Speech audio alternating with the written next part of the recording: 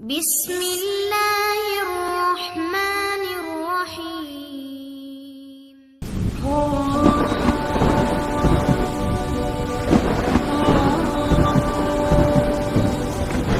446 میں آ کر شیعوں کی حکومت کو ختم کیا طغرل بیگ سلجوقی نے۔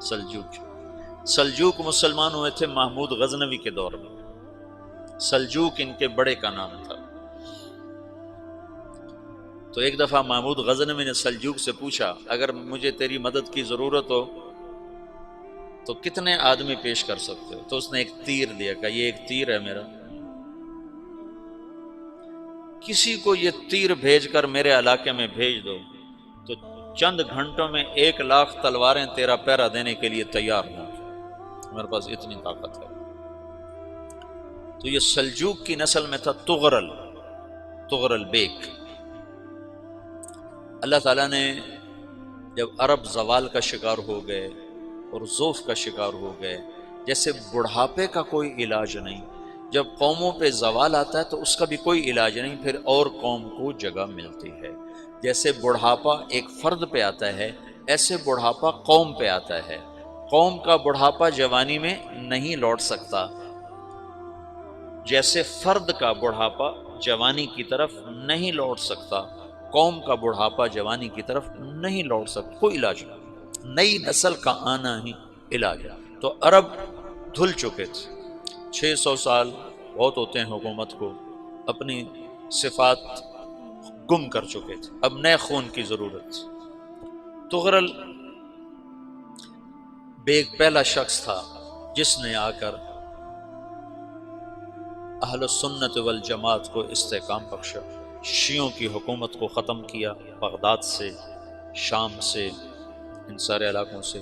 صلاح الدین ایوبی نے اسماعیلی شیعہ کی حکومت کو ختم کیا، مصر۔ العاضد ان کا آخری خلیفہ تھا۔ صلاح الدین ایوبی نور الدین زنگی رحمۃ اللہ علیہ کا پروردہ تھا، اس کا دوست تھا، اس کے دوست بھی تھا، بچہ بھی تھا اس کے سامنے، زیادہ لکھنے پڑھنے کا شوق تھا۔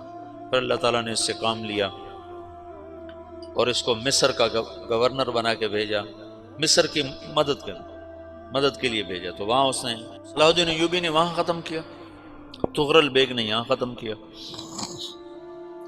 تو پھر سلجوق جو تھے نا، یہ اقتدار میں آئے۔ ادھر ختم ہو گئی سلطنت بنو عباس کی، مصر ایک چھوٹی سی ترکوں کی سلطنت۔ تو اللہ تعالیٰ پھر مرکزیت کے لیے ایک نظام چلایا۔ دو لشکر آپس میں لڑ رہے ہیں ایک میدان میں، ایک جنگلی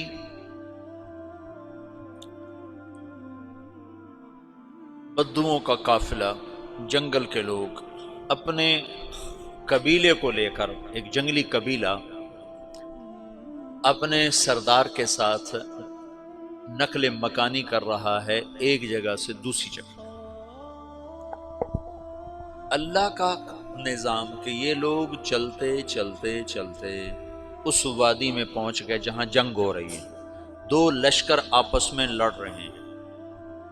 جب یہ وہاں پہنچتے ہیں تو ایک لشکر کے قدم اکھڑ رہے ہیں اور دوسرا غالب آ رہا ہے۔ ان کو نہیں پتا شکست کھانے والے کون ہیں اور فتح پانے والے کون ہیں، ان کو نہیں پتا۔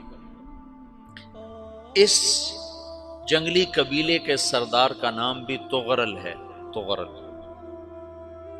تو یہ سردار کہتا ہے جو شکست کھا رہے ہیں ان کی مدد کرو، کچھ پتہ نہیں کون ہے، کہتا جو شکست کھا رہے ہیں ان کی مدد کرو۔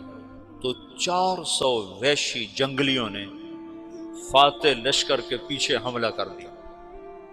وہ تو ایک کافی ہوتا تھا، 400 دوڑ جب تلواریں پڑیں تو چند لمحوں میں نقشہ بدل گیا، بھاگنے والے جم گئے اور جمنے والے بھاگ پڑے۔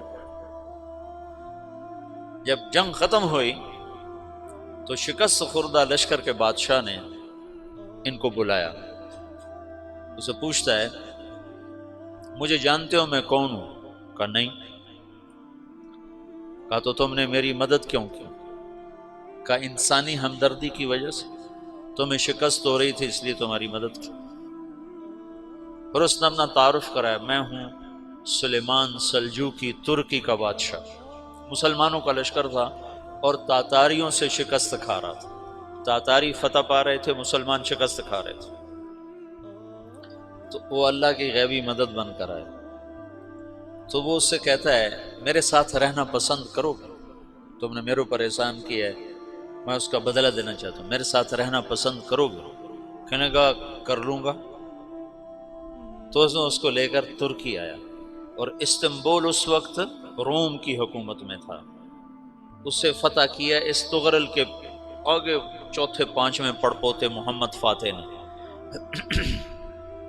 تو یہ استنبول ہے، یہ ترکی ہے، بیچ میں ایک چھوٹا سمندر ہے، یہاں ایک جاگیر ہے۔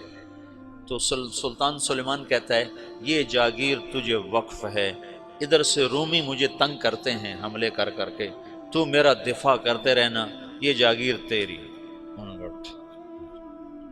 یہ اس جاگیر پہ اس نے اپنے قافلے کو آباد کر دیا، اپنے قبیلے کو، اور ایک چھوٹی سی حکومت بنا لی، جو ایک صوبہ سمجھو سلمان سلجوقی کا، وہ ایک چھوٹا سا صوبہ ہے۔ وہاں جب یہ رہ پڑا تو پھر یہ ایک شیخ کے بیت ہوتا ہے، وہاں شیخ طریقت ہے، ان کے یہ بیت ہونے جاتا ہے، وہ اس کو رات اپنے پاس ٹھہراتا ہے، تو ایک کمرے میں ان کو ان کا خادم ٹھہراتا ہے۔ یہ جب کمرے میں جاتا تو سامنے دیوار میں تاکچے پر قرآن پڑا ہوا ہے، تو یہ تغرر بے کہتا ہے یہ کیا ہے، یہ کیا ہے؟ تو وہ خادم کہتا ہے یہ کتاب اللہ ہے، قرآن ہے۔ اچھا، وہ اس کو وہاں چھوڑ کے باہر چلا جاتا ہے۔ وہ دیہاتی آدمی، جنگل کا رہنے والا، پہلی دفعہ زندگی میں قرآن دیکھا، وہ کہتا ہے یہ قرآن ہے، اللہ کی کتاب ہے، میں اللہ کی کتاب کے سامنے سو جاؤں، کتنی بے ادبی ہے۔ تو اس نے ایسے قرآن اٹھایا اور سر پہ رکھ لیا اور کھڑا ہو گیا، ساری رات قرآن سر پہ رکھ کے کھڑا رہا۔ رات کے پچھلے پہر اس کو خواب آیا، کھڑے کھڑے اس نے دیکھا کہ اس کی پشت سے ایک چاند نکلا اور شیخ کی بیٹی کے سینے میں جا کے اتر گیا۔ پھر اس لڑکی کے سینے سے ایک درخت نکلا جو پھیلتے پھیلتے پھیلتے 3 بر اعظم پہ چھا گیا، افریقہ پر، یورپ پر، ایشیا پر۔ پھر اس کی آنکھ کھل گئی، وہ کھڑا ہوا ہے، تو اس نے صبح یہ خواب اپنے شیخ کو سنایا، تو انہوں نے اپنی بیٹی اس کے نکاح میں دی تھی۔ اس بیٹی سے ایک بچہ پیدا ہوا، تغرل بیگ نے اس کا نام رکھا عثمان، عثمانی ترک نام سنا ہوا، جو میں نے کل بتایا تھا کہ 1924 میں وہ خلافت ختم ہوئی۔ تو ایک بیٹا پیدا ہوا عثمان۔ عثمان نے پھر ایک نئی اسلامی حکومت کی بنیاد رکھی جو 1924 تک چلتی رہی، کوئی 800 سال یہ حکومت چلی۔ تو حکومت کا شیرازہ بکھرا لیکن پھر جڑ جاتا تھا، پر وہ کرنے اول والا جوڑ کبھی نہ پیدا ہوا، ٹکڑے بن گئے۔ ان ٹکڑوں میں اللہ لوگ پیدا کرتا رہا جو دعوت دیتے رہے، دعوت زندہ رہی۔ جو تربیت کا نظام تصوف کے ساتھ تھا اب وہ تبلیغ کے ساتھ،